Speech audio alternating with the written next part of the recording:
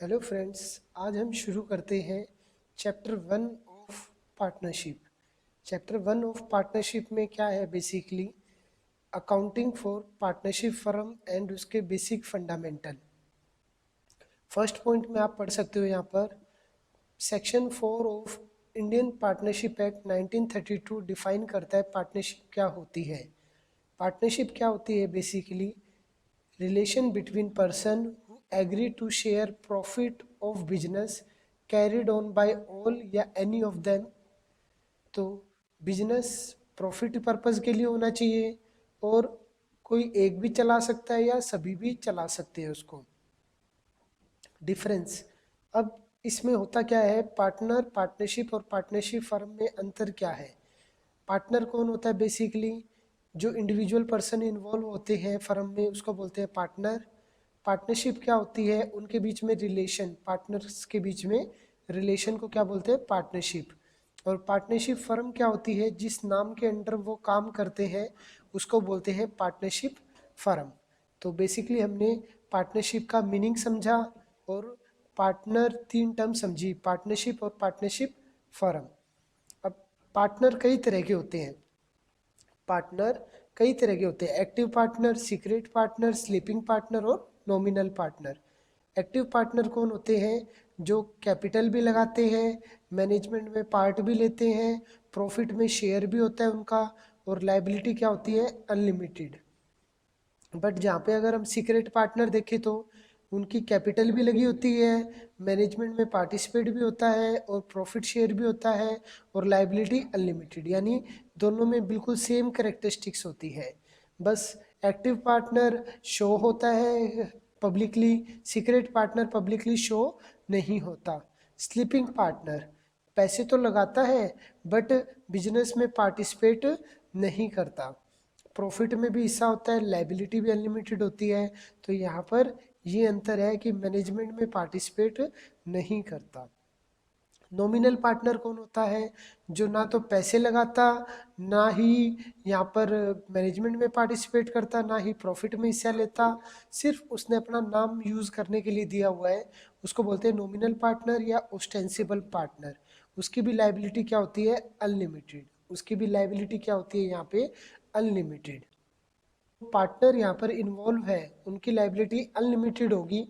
उनकी private assets भी cell हो सकती है फर्म की लाइबिलिटी पे करने के लिए।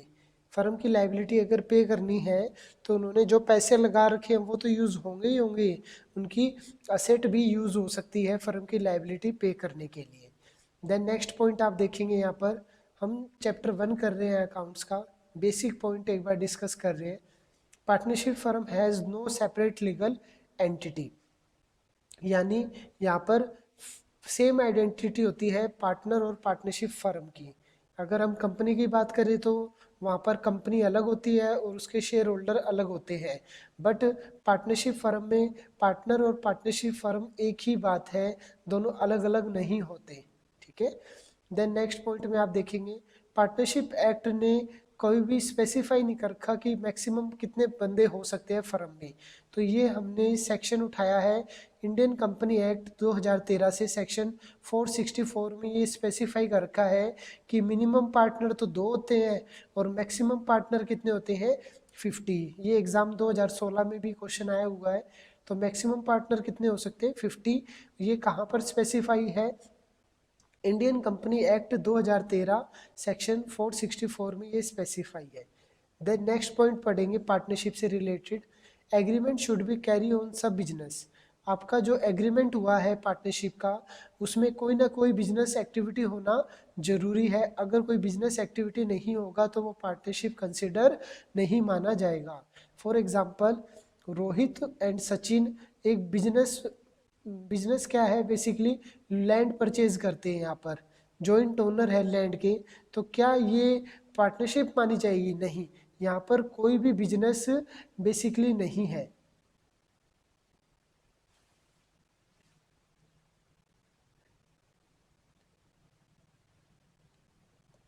चलिए नेक्स्ट पॉइंट शुरू करते हैं। Agreement should be carry on some business. कोई ना कि कोई बिजनेस कैरी होना बहुत ज़रूरी है और उसमें प्रॉफिट होना बहुत ज़रूरी है। बिजनेस भी होना चाहिए और प्रॉफिट भी होना चाहिए। बिजनेस और प्रॉफिट दोनों होना बहुत ज़रूरी है। चलिए शुरू करते हैं।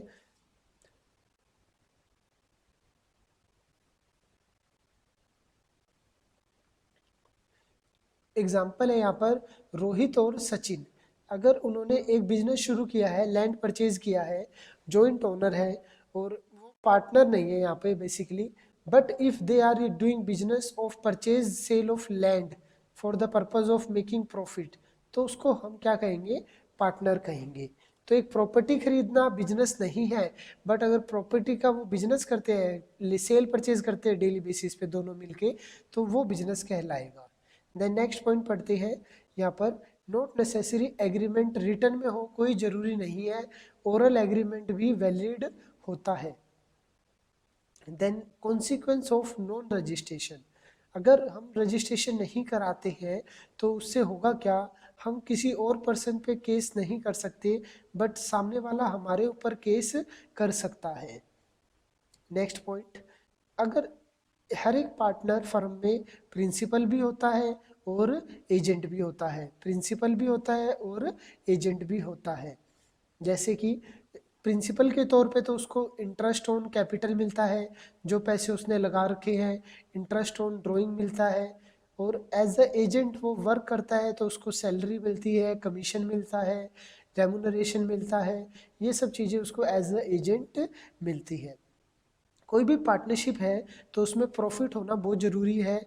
एक चैरिटेबल एक्टिविटी को हम पार्टनरशिप नहीं कह सकते। पार्टनरशिप डीड क्या होती है? बेसिकली एक एग्रीमेंट होता है जिसमें बहुत सारी इन्फॉर्मेशन होती है, रूल्स रेगुलेशन होते हैं, इंटरेस्ट रेट वगैरह होते हैं। तो ये सब चीज़ें मेंशन होती है बेसिकली पार्टनरशिप डीड में। अगर पार्टनरशिप डीड ना हो, अगर पार्टनरशिप डीड ना हो तो फिर क्या होगा?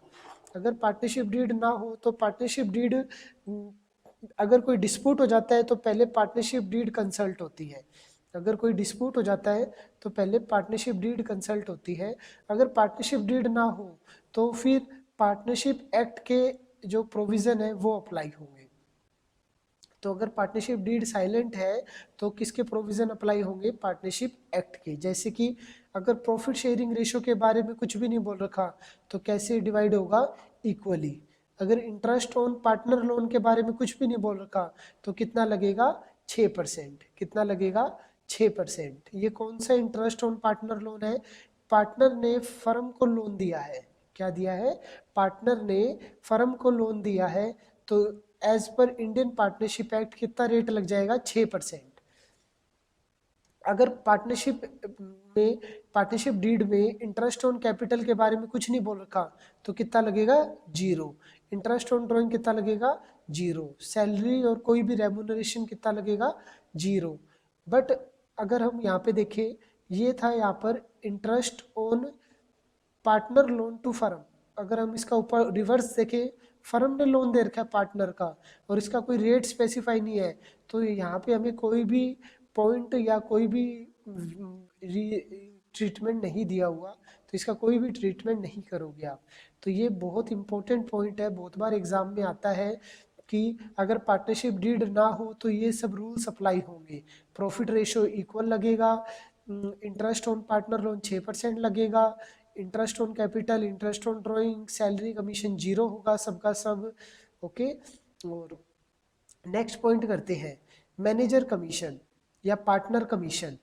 अगर पार्टनर कमीशन आपको कैलकुलेट करना है, मैनेजर कमीशन तो P&L अकाउंट में आता है, पार्टनर कमीशन आपका P&L अप्रोप्रिएशन में आता है। अगर बिफोर के केस में हम बात करें, बिफोर चार्जिंग सच कमीशन, तो फॉर्मूला होगा net profit into rate by 100, सिर्फ 100 होगा। अगर आफ्टर के केस में बात करें तो आफ्टर चार्जिंग सच कमीशन, तो जितना रेट है वो नीचे ऐड हो जाएगा। जैसे 5% है तो नेट प्रॉफिट इनटू 5/100 होगा। और अगर आफ्टर के केस में बात करें तो नेट प्रॉफिट इनटू 5/105 हो जाएगा, नीचे उतना ही ऐड हो जाएगा। ओके। अगर कुछ भी नहीं दे रखा तो आप बिफोर का केस लेके चलोगे। अगर कुछ भी नहीं दे रखा मैनेजर कमीशन या पार्टनर कमीशन के केस में, तो आप कौन सा केस लेके चलोगे यहाँ पर, बिफोर वाला केस लेके चलोगे। चलिए अब हम समझते हैं एक्सपेंसेस दो टाइप के होते हैं। अब हम समझते हैं एक्सपेंसेस दो टाइप के होते हैं, एक होता है चार्ज और एक होता है एप्रोप्रिएशन। चार्ज होता है जो कंपलसरी पे करना ही होता है, कि चाहे प्रॉफिट हो चाहे लॉस हो, डजेंट मैटर, ठीक है, जरूरी है, देना ही पड़ेगा। ये कहाँ पर आता है, पी एंड एल अकाउंट के डेबिट में आता है। एग्जाम्पल, रेंट पे करना ही पड़ेगा, इंटरेस्ट ऑन पार्टनर लोन देना ही पड़ेगा, ये सब आता है पी एंड एल अकाउंट में। रूल लगता है debit all expenses and losses, credit all income and gain. तो ये हमने जितने भी चैप्टर के पॉइंट्स है ये सब एक साथ रिकॉर्ड कर दिए हैं, आप देख सकते हैं। Interest on partner loan, manager commission यहाँ पर आता है, मैंने आपको बताया। और अगर पार्टनर को कमीशन देना है वो पी एंड एल एप्रोप्रिएशन में आता है। एप्रोप्रिएशन मतलब बेसिकली क्या होता है, अगर प्रॉफिट होगा तो ही देंगे, अगर लॉस होगा तो नहीं देंगे। ये सब नोटिंग आप नोट कर लीजिए कॉपी में साथ साथ, बहुत बहुत इंपॉर्टेंट है। वीडियो को पॉज करके एक बार सारी नोटिंग नोट कर लीजिए धीरे धीरे। तो ये पी एंड एल एप्रोप्रिएशन के डेबिट में होता है। एग्जाम्पल ये सब है, नीचे ही दिए हुए आपको एग्जाम्पल। चलिए, तो पी एंड एल अकाउंट और पी एंड एल एप्रोप्रिएशन में बेसिकली ये फर्क होता है। यहाँ पे प्रोविजन आता है, यहाँ पे रिजर्व आता है। ओके, यहाँ पे रेंट टू पार्टनर आता है, यहाँ पे पार्टनर को अगर इंटरेस्ट दिया है, सैलरी दी है, कमीशन दिया है, रेम्यूनरेशन दिया है, वो सब यहाँ पर आता है। देन नेट प्रॉफिट बचता है आपका, वो नेट प्रॉफिट यहाँ पे ट्रांसफर हो जाता है, नेट प्रॉफिट यहाँ पे ट्रांसफर हो जाता है। फिर उसमें इंटरेस्ट ऑन ड्राइंग आता है। इंटरेस्ट ऑन ड्राइंग कैलकुलेट कैसे होता है, इंटरेस्ट ऑन कैपिटल कैसे कैलकुलेट होता है, ये सब हम नीचे डिस्कस करेंगे सब। देन लास्ट में जो प्रॉफिट बचता है वो हम पार्टनर में डिवाइड कर देते हैं। क्या कर देते हैं, पार्टनर में डिवाइड कर देते हैं। ओके, तो सबसे पहले बनता है आपका P and L account, then P and L appropriation. अब ये जो पी एंड एल एप्रोप्रिएशन के जितने भी आइटम है, पी एंड एल एप्रोप्रिएशन के जितने भी आइटम है, ये सारे के सारे कहाँ पर ट्रांसफर होते हैं, कैपिटल अकाउंट में। ये जितने भी है ना आप देख रहे हो पी एंड एल अकाउंट के, ये सारे के सारे मैं आपको दिखाऊं यहाँ पर कैपिटल अकाउंट में ट्रांसफर होते हैं। देखिए ये रे क्रेडिट साइड में ये सारे, यहाँ पे आप एरो देख सकते हो, ये सारे के सारे पी एंड एल एप्रोप्रिएशन के क्रेडिट साइड में रिकॉर्ड होते हैं एज इट इज। ओके, जो इंटरेस्ट ऑन ड्राइंग है वो यहाँ पर रिकॉर्ड हो जाता है, इस प्रकार से यहाँ पर ये रिकॉर्ड होता है। तो आप देख सकते हो कैपिटल अकाउंट, ये हम कौन सा मेथड सीख रहे हैं, फ्लक्चुएटिंग मेथड। फ्लक्चुएटिंग मेथड में एक ही कैपिटल अकाउंट आपका बनता है। ओके, यहाँ पर देखिए डेबिट में तो कैपिटल कम होती है और क्रेडिट में आपकी कैपिटल बढ़ती है, क्योंकि ये लाइबिलिटी होती है ना एक तरीके से, तो लाइबिलिटी क्रेडिट में तो बढ़ती है आपकी। जैसे कि ओपनिंग कैपिटल दिया हुआ है, इंटरेस्ट जुड़ेगा, कैश में नहीं मिलता कभी भी इंटरेस्ट ऑन कैपिटल, आपकी कैपिटल में ऐड हो जाता है। जर्नल एंट्री क्या होती है, इंटरेस्ट ऑन कैपिटल की, याद है आपको, interest on capital to capital.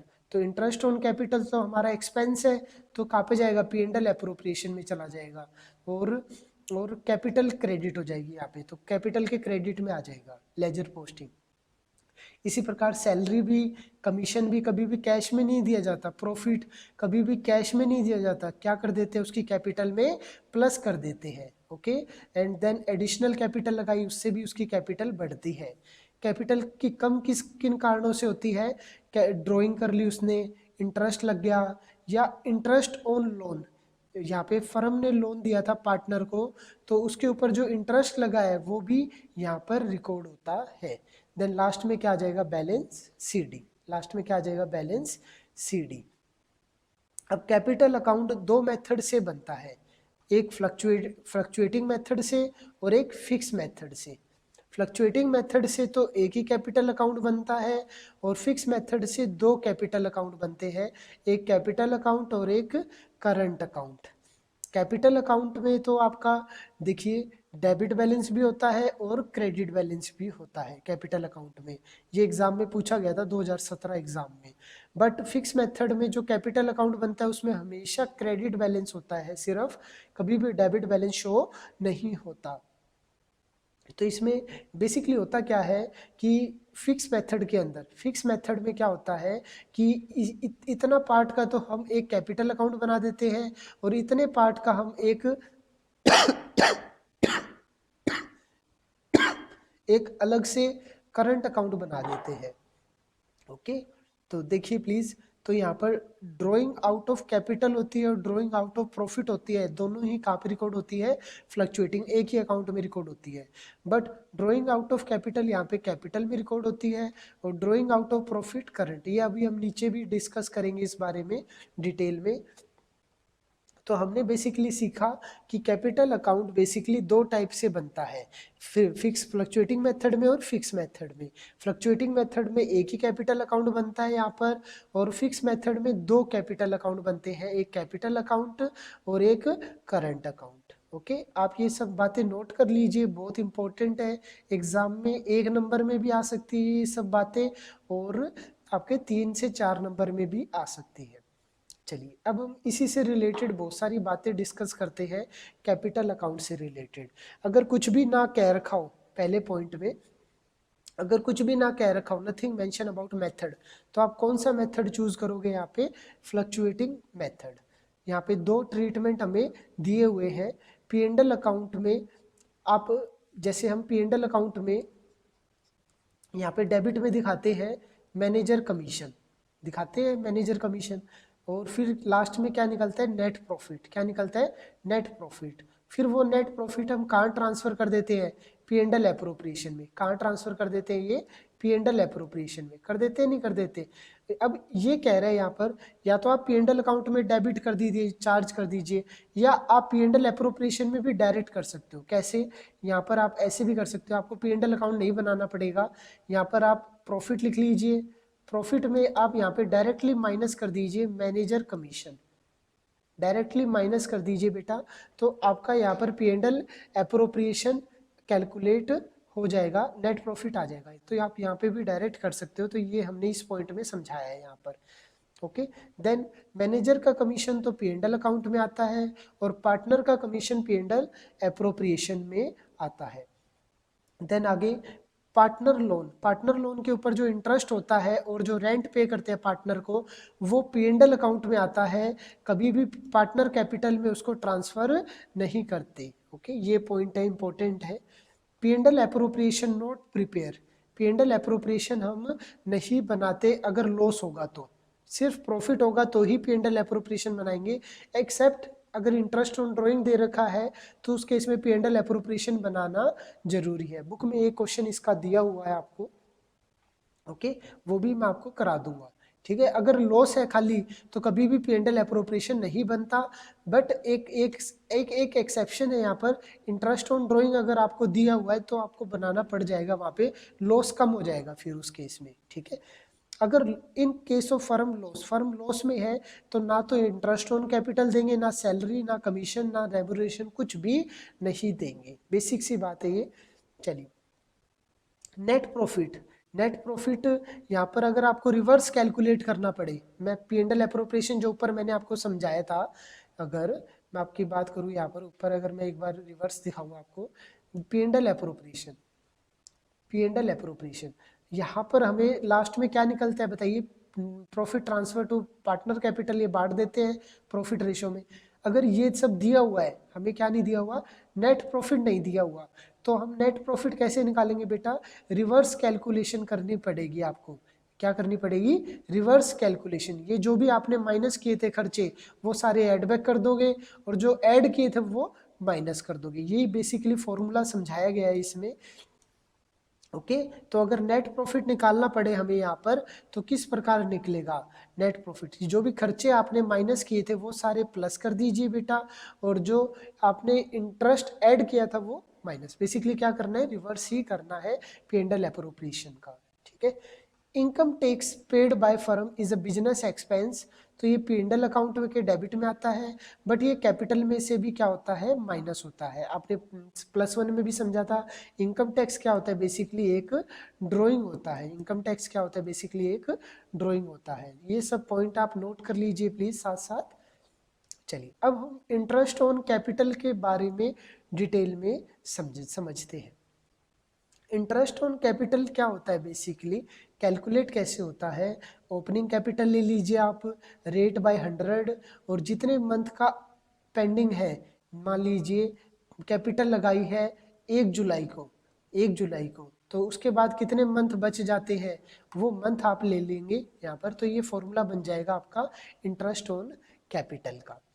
अगर आपको क्लोजिंग कैपिटल दी हुई है तो पहले आपको ओपनिंग कैपिटल कैलकुलेट करनी पड़ेगी, तभी आपकी इंटरेस्ट ऑन कैपिटल कैलकुलेट होगा। ये ओपनिंग कैपिटल कैलकुलेट कैसे करते हैं बेटा, closing capital plus drawing minus additional capital minus profit. ये बेसिकली बना कहाँ से, ये फॉर्मूला कैपिटल अकाउंट से ही बना है। कहाँ से बना है ये, कैपिटल अकाउंट से ही बना है ये formula.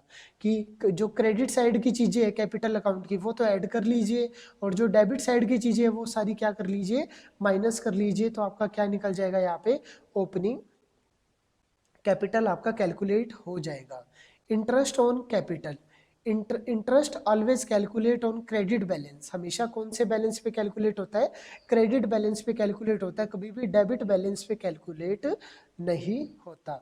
Interest always calculate on fix capital, हमेशा फिक्स कैपिटल पे कैलकुलेट होती है, कभी भी करंट अकाउंट के बैलेंस पे इंटरेस्ट नहीं लगता। हमने ऊपर समझा था ना अभी, कैपिटल अकाउंट दो तरीके से बनता है, कैपिटल अकाउंट दो तरीके से बनता है, फ्लक्चुएटिंग और फिक्स। ये फिक्स मेथड की बात कर रहा है, किस में बात कर रहा है ये, फिक्स मेथड के अंदर बात कर रहा है ये। तो फिक्स मेथड में दो कैपिटल अकाउंट के बैलेंस दे रखे, फिक्स के और करंट के। तो फिक्स का जो बैलेंस है उस पर इंटरेस्ट लगता है बेसिकली। इंटरेस्ट रेट अगर ना दे रखा हो तो कितना लगता है, 0। ये हमने ऊपर डिस्कस कर लिया था। अगर कोई भी ट्रीटमेंट नहीं दे रखा तो कहाँ पर शो होता है, P&L एप्रोप्रिएशन के डेबिट साइड में। अब इससे रिलेटेड हम कुछ बातें डिस्कस करते हैं, इंपॉर्टेंट। पहला पॉइंट है, interest on capital allowed only if profit available. अगर प्रॉफिट दिया हुआ है आपको तो ही इंटरेस्ट ऑन कैपिटल देंगे, अदरवाइज नहीं देंगे। अगर लॉस है तो हम इंटरेस्ट ऑन कैपिटल नहीं देंगे। अगर अवेलेबल प्रॉफिट ज़्यादा है, अगर अवेलेबल प्रॉफिट ज़्यादा है इंटरेस्ट ऑन कैपिटल से, तो हम सारा इंटरेस्ट ऑन कैपिटल दे देंगे। एग्जांपल यहाँ पे P&L एप्रोप्रिएशन में, जैसे कि हमारे पास नेट प्रॉफिट दिया हुआ है, कितना नेट प्रॉफिट दिया हुआ है यहाँ पे, 10,000 रुपये दिया हुआ है नेट प्रॉफिट, और इंटरेस्ट ऑन कैपिटल कितना बनता है यहाँ पे, 8,000 रुपये बनता है। तो पूरा का पूरा इंटरेस्ट ऑन कैपिटल दे देंगे, बचा हुआ प्रॉफिट बांट देंगे, बचा हुआ प्रॉफिट बांट देंगे हम यहाँ पर 2,000 रुपये। बट अगर प्रॉफिट कम है तो उस केस में क्या होगा बेटा, एक्सपेंस रेशो में बांटेंगे। क्या होगा उसमें, एक्सपेंस रेशो में बांटेंगे। मैं नीचे एग्जांपल के रूप में समझाता हूँ, बहुत ज़्यादा इंपॉर्टेंट पॉइंट है ये आपके लिए, एग्जाम में बहुत बार आता है।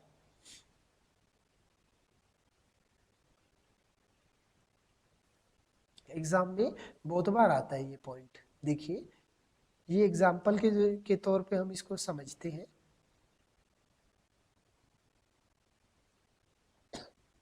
चलिए, तो अगर आपको प्रॉफिट दे रखा है, तो प्रॉफिट अगर कम है एक्सपेंस से, एग्जाम्पल क्या है यहाँ पे, अगर अवेलेबल प्रॉफिट यहाँ पे हमारे पास 7,000 है और इंटरेस्ट जो बनता है वो 14,000 बनता है। तो यहाँ पर देखिए, आप P&L एप्रोप्रिएशन बनाएंगे। यहाँ पर P&L एप्रोप्रिएशन में बेसिकली क्या कह रहा है ये, जो नेट प्रॉफिट है बेसिकली वो 7,000 रुपीज़ है, और जो इंटरेस्ट ऑन कैपिटल बन रहा है वो कितना बन रहा है यहाँ पे, 14,000। तो पूरा का पूरा हम नहीं दे सकते, पूरा दे देंगे तो लॉस आ जाएगा, तो ये पॉसिबल नहीं है। तो इस केस में होगा क्या, हमें इंटरेस्ट ऑन कैपिटल तो देना है यहाँ पर, ए और बी को इंटरेस्ट ऑन कैपिटल तो देना है हमें यहाँ पर, बट पूरा नहीं दे सकते। तो हम करेंगे क्या, एक्सपेंस रेशो बना लेंगे। क्या बना लेंगे बेटा यहाँ पर, एक्सपेंस रेशो। तो शुरू का देख लीजिए, 8,000 और 6,000 का रेशो 3030 गई यहाँ पे, 8:6। इसको और इजी फॉर्म में लिख लीजिए, 4:3। तो 7,000 को 4:3 में बांटेंगे। कैसे बांटेंगे, 7,000 इंटू 4/7। तो ये इंटरेस्ट कितना आ जाएगा बेसिकली, 4,000। ए का इंटरेस्ट कितना आ गया, 4,000। इसी प्रकार बी का निकाल लीजिए, 7,000 इंटू 3/7, तो कितना आ जाएगा, 3,000। तो इंटरेस्ट हम यहाँ पर एक्सपेंस रेशो में बांट देंगे।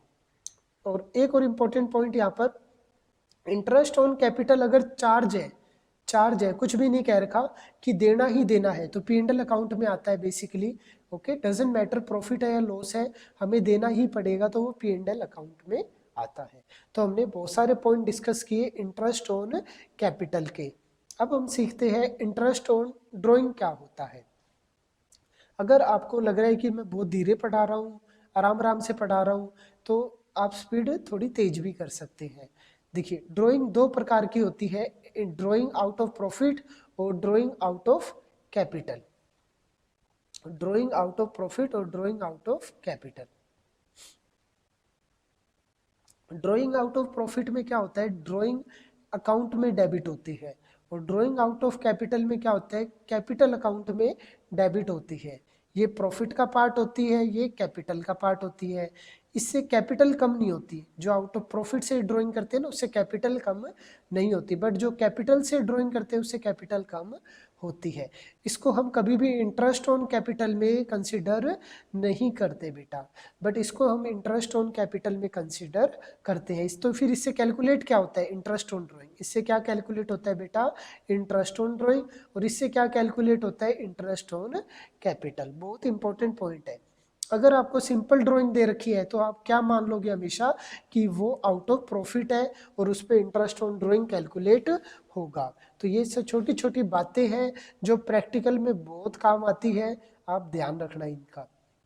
अब इंटरेस्ट ऑन ड्राइंग बेटा कैलकुलेट कैसे होता है, इसकी हमने एक टेबल बना रखी है। इंटरेस्ट ऑन ड्राइंग कैलकुलेट कैसे होता है चलिए, equal amount withdraw every month. एक बंदा इक्वल अमाउंट विड्रॉ करता है तो उस केस में क्या होगा, एक बंदा इक्वल अमाउंट विड्रॉ करता है तो उस केस में क्या होगा, और अनइक्वल अमाउंट विड्रॉ करता है तो उस केस में क्या होगा। इंटरेस्ट ऑन ड्राइंग देख लीजिए यहाँ पर आप, अगर बंदा इक्वल अमाउंट विड्रॉ करता है तो सिंपल फॉर्मूला लग जाएगा, total drawing into rate by 100 into average period divided by 12। अब एवरेज पीरियड कैसे लगता है, time left after first drawing plus time left after last drawing divided by 2। इस प्रकार से अगर इक्वल अमाउंट विड्रॉ करता है हर महीने यहाँ पर अमाउंट विड्रॉ करता है, जैसे हर महीने जनवरी फरवरी मार्च हर महीने के बिगनिंग में विड्रॉ करता है, हर महीने के बिगनिंग में विड्रॉ करता है वो। लेट्स पेस समथिंग, कोई भी अमाउंट ले लीजिए आप, 10,000 रुपये विड्रॉ करता है हर महीने के बिगनिंग में। तो कैसे कैलकुलेट करेंगे बेटा इंटरेस्ट ऑन ड्राइंग। एक तरीका है, सिंपल मेथड है कि आप हर महीने का अलग अलग इंटरेस्ट निकाल लो, या फिर एक शॉर्टकट मेथड ये है आपके पास।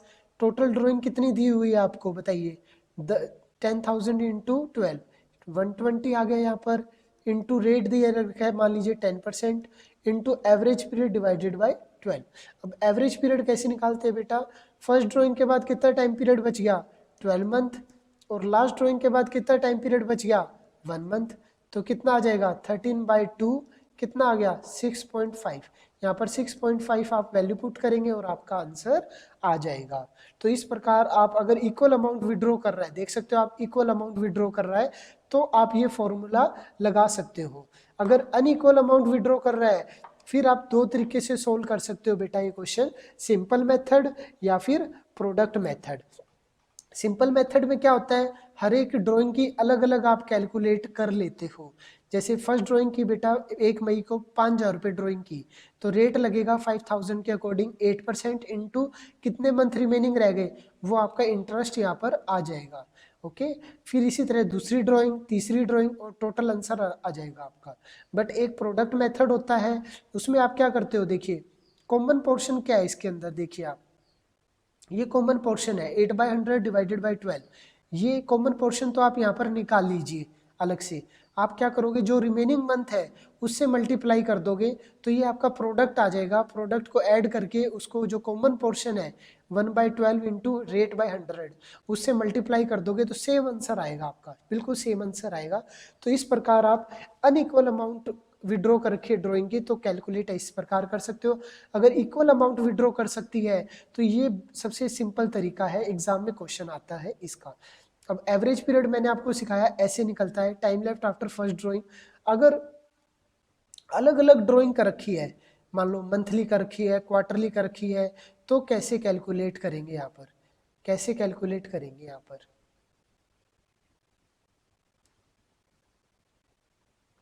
देखिए यहाँ पर हम बात कर रहे हैं इक्वल अमाउंट अगर विड्रॉ कर रहा है, इक्वल अमाउंट अगर वो बंदा विड्रॉ कर रहा है तो यहाँ पर एवरेज पीरियड कैसे निकालते हैं। Time left after first drawing देखिए प्लीज।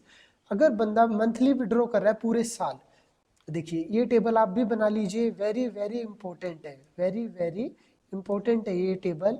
अगर बिगनिंग में विड्रॉ कर रहा है तो मैंने आपको ऊपर सिखाया 12 + 1/2, तो आपका आ जाएगा 6.5 वैल्यू पुट कर दोगे फॉर्मूले में आप ऊपर, तो आपका आंसर आ जाएगा। मिडल में कर रहा है तो आप देख लीजिए कितना टाइम पीरियड बचता है मिडल में। 1 मंथ के मिडल में किया तो 15 दिन तो वैसे ही निकल गए यहाँ पर, तो 11.5 प्लस लास्ट में कितने बचे 0.5/2, तो आपका 6 आ जाएगा। अगर एंड में कर रहा है तो इस प्रकार होगा, एंड में कर रहा है तो कितना निकलेगा यहाँ पर 11 + 11 मतलब 1 मंथ तो जा चुका है, हर मंथ के एंड में कर रहा है, और लास्ट मंथ के एंड में कर रहा है तो 0 आएगा वैल्यू डिवाइडेड बाई 2, तो एवरेज पीरियड यहाँ पर कितना आ गया 5.5। अगर 9 मंथ तक विड्रॉ कर रहा है, 9 मंथ का मतलब यहाँ पर क्या है, शुरू के 9 मंथ तो जा चुके हैं यहाँ पर, 1 जुलाई से लेके ये हर महीने विड्रॉ कर रहा है, हर महीने विड्रॉ कर रहा है, तो फर्स्ट मंथ के बाद कितना टाइम पीरियड बच जाता है 9 मंथ बच जाता है, और लास्ट मंथ के बाद कितना टाइम पीरियड बच जाता है 1 मंथ। तो इस प्रकार आप ये सब कैलकुलेट कर सकते हो। अगर 6 महीने तक वो विड्रॉ करता है तो इस तरह से आप विड्रॉ कर सकते, कैलकुलेट कर सकते हो एवरेज पीरियड। ये किस फॉर्मूले के लिए है, एवरेज पीरियड के लिए। अगर वो क्वार्टरली विड्रॉ करता है, अगर वो क्वार्टरली विड्रॉ करता है तो कैसे कैलकुलेट करेंगे बताइए। अगर वो क्वार्टरली, एक क्वार्टर में 3 महीने होते हैं बेसिकली, तो 3 महीने का होता है एक क्वार्टर, तो 3 महीने यहाँ पर जा चुके हैं, फर्स्ट बिगनिंग में कर रहा है तो कितना टाइम पीरियड हो गया 12 मंथ हो गया यहाँ पर, और अगर हर क्वार्टर के बिगनिंग में कर रहा है तो यहाँ पर कितना पीरियड हो गया 3 मंथ हो गया। ओके, मान लीजिए कितने कितने विड्रॉ कर रहा है, 3-3 हज़ार रुपये विड्रॉ कर रहा है, तो टोटल ड्रॉइंग कितनी होगी यहाँ पर बताइए मुझे आप। टोटल ड्रॉइंग होगी यहाँ पर 12,000, rate by 100, let suppose 10%, average period कितना आया है यहाँ पर 7.5, 7.5 डिवाइडेड बाय 12, तो ये आपका क्वार्टरली कैलकुलेट हो जाएगा। इसी प्रकार अगर मिडल में कर रहा है तो 10.5 + 1.5/2, और अगर एंड में कर रहा है तो इस प्रकार से कैलकुलेट होगा। तो हमने आपको इंटरेस्ट ऑन ड्राइंग से रिलेटेड बातें बताई। कुछ और छोटी मोटी बातें देखिए यहाँ पर, average period should be use only when, आपकी जो ड्राइंग की अमाउंट है वो इक्वल होनी चाहिए हर बार, और जो टाइम गैप है वो भी क्या होना चाहिए, इक्वल होना चाहिए, तो ही ये फॉर्मूले अप्लाई हो पाएंगे। इंटरेस्ट रेट गिवन, अगर आपको 10% पर एनम दिया हुआ है तो ही ये एवरेज पीरियड 6/12 आपको लगेगा। अगर डेट नहीं दे रखी तो भी इंटरेस्ट रेट क्या लगेगा 6 मंथ का ही लगेगा, मिडल लेके चलोगे आप यहाँ पर। अगर खाली इस प्रकार दिया हुआ है 10% पर एनम नहीं लिखा हुआ तो खाली 10% ही लगेगा, चाहे कभी भी हो, एक दिन का भी हो तो भी 10% लगेगा, 10 साल का हो तो भी 10% ही लगेगा। ओके, पर एनम हो तो ही ये पीरियड अप्लाई होगा 6/12। अगर पर एनम नहीं दे रखा, जैसे कि रेट 5% दे रखा है, तो इसका मतलब ये नहीं कि वो पर एनम रेट है, तो वो पूरे साल का ही चार्ज होगा, 6 महीने का अप्लाई नहीं होगा। चलिए अब हम P&L अकाउंट से जर्नल एंट्री बनाना सीखते हैं। P&L अकाउंट और P&L एप्रोप्रिएशन से जर्नल एंट्री कैसे बनती है, देखिए प्लीज। P&L अकाउंट से जर्नल एंट्री कैसे बनती है, हमने P&L अकाउंट से, P&L अकाउंट में सबसे लास्ट में क्या निकला था बताइए, यहाँ पर नेट प्रॉफिट निकला था। क्या निकला था, नेट प्रॉफिट, वो हमने कहाँ पर ट्रांसफर कर दिया था, P&L एप्रोप्रिएशन में। कहाँ पे ट्रांसफर कर दिया था, ये या तो आप इसको नेट प्रॉफिट के नाम से लिख सकते हो या P&L अकाउंट के नाम से भी लिख सकते हो। तो जर्नल एंट्री हमेशा एंटी क्लॉकवाइज होती है, तो जर्नल एंट्री क्या बनेगी यहाँ पर, P&L account to P&L appropriation. क्या बनेगी यहाँ पे, P&L account to P&L appropriation. अगर प्रॉफिट ट्रांसफर कर रहे हैं तो P&L account to P&L appropriation. अगर लॉस है तो उल्टा हो जाएगा, यहाँ पे लॉस आएगा। ओके, लॉस आएगा तो जर्नल एंट्री बनेगी P&L appropriation to P&L account only when interest on drawing available, तो ही ये P&L एप्रोप्रिएशन में ट्रांसफर होगा ना, ऊपर हमने समझा था। अगर इंटरेस्ट ऑन कैपिटल है तो इंटरेस्ट ऑन कैपिटल पहले अलाउ होती है। देखिए मैं आपको नीचे एक बार दिखा देता हूँ इसकी जर्नल एंट्री कैसे होती है। इंटरेस्ट ऑन कैपिटल पहले अलाउ होता है, यानी अगर हम सीक्वेंस की बात करें तो सबसे पहले कैपिटल अकाउंट बनता है। सबसे पहले लेजर बनते हैं, उसके बाद फाइनल अकाउंट्स बनते हैं। तो देखिए सबसे पहले यहाँ पर कैपिटल अकाउंट, कैपिटल अकाउंट हमने ऊपर समझा था, यहाँ पर आता है इंटरेस्ट ऑन कैपिटल। तो इंटरेस्ट ऑन कैपिटल की जर्नल एंट्री एंटी क्लॉकवाइज बनेगी, तो क्या बनेगी, interest on capital to capital. तो इसको बोलते हैं अलाउ करना, एग्जाम में आता है अलाउ करने की एंट्री कीजिए, तो ये होगी। फिर उसके बाद क्या होता है बेटा, पी एंड एल अप्रोप्रिएशन में कहाँ पर आता है, आपने फॉर्मेट याद किया, तो यहाँ पर आता है to interest on capital. Okay, यहाँ पे ट्रांसफर होता है डेबिट में, तो जर्नल एंट्री क्या होगी बेटा, P and L appropriation to interest on capital. तो इसको बोलते हैं ट्रांसफर करना। तो पहले अलाउ होता है, फिर ट्रांसफर होता है। देन इंटरेस्ट ऑन ड्राइंग, देखिए 2 बार पूछा गया इससे रिलेटेड एग्जाम में क्वेश्चन। देखिए सबसे पहले ये चार्ज होता है, चार्ज कहाँ पे होता है बेटा, यहाँ पर पी एंड एल एप्रोप्रिएशन में इंटरेस्ट ऑन ड्राइंग के नाम से चार्ज होता है। तो इसकी जर्नल एंट्री क्या बनेगी, यहाँ पर interest on drawing to P and L appropriation, interest on drawing to P and L appropriation. अगर कैपिटल की बात करें तो डेबिट साइड में आता है, क्योंकि कैपिटल कम हो जाती है। तो जर्नल एंट्री क्या बनेगी इसकी, capital to interest on drawing. क्या जर्नल एंट्री बनेगी इसकी, capital to interest on drawing. अगर आपने ऊपर का फॉर्मेट अच्छे से किया है तो ही ये आप कर पाओगे।